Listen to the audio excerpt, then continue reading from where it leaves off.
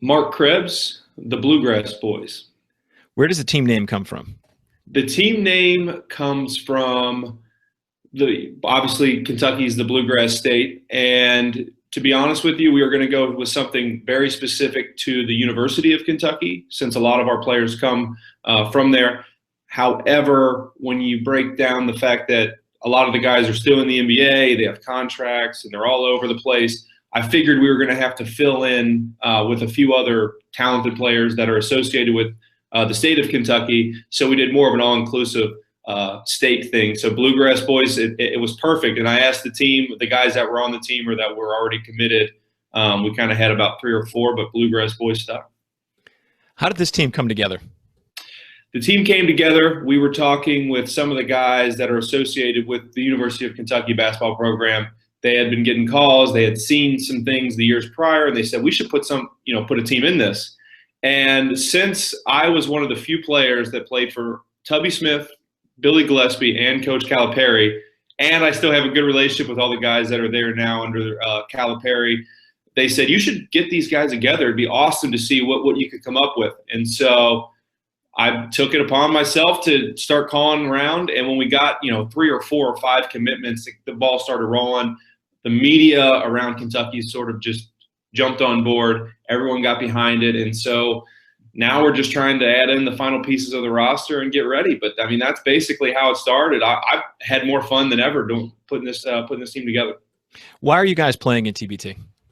We're playing in TBT, first of all, because I think it's a great opportunity for guys that, say, left at the end of Gillespie and never really got to play for John Calipari, as well as guys that left maybe at the end of Tubby Smith's era, never got to play for Gillespie or Calipari. You have all these different players, and there was so much turnover so quickly. A lot of guys don't even know each other that played, 3 years apart or 2 years apart. So first of all, I think it's great to be able to meet other guys throughout the state that are still playing.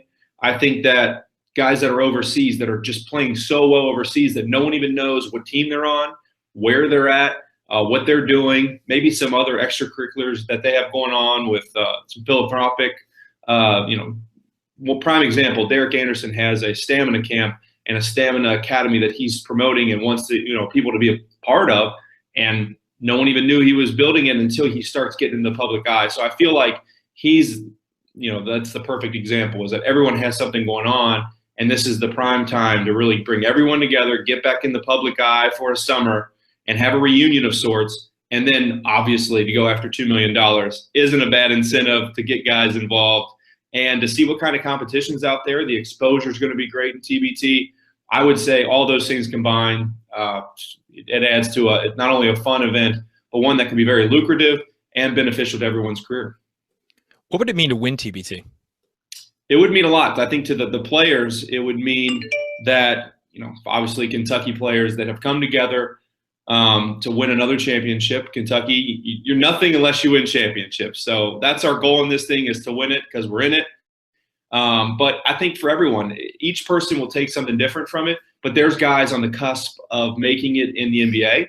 You never know if that'll take them over the threshold, playing on ESPN again, getting back in the public eye, like I was saying, or a guy like Derek Anderson maybe wants to get into coaching.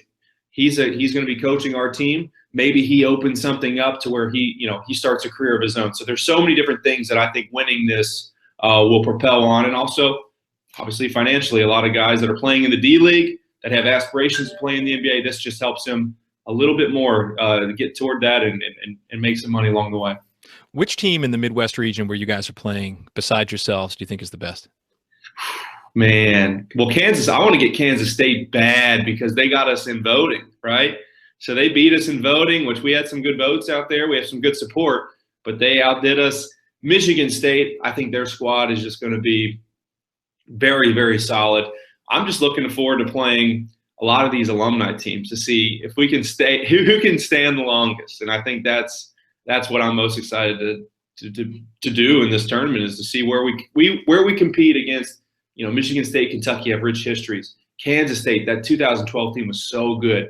How can all these guys, line up with those guys?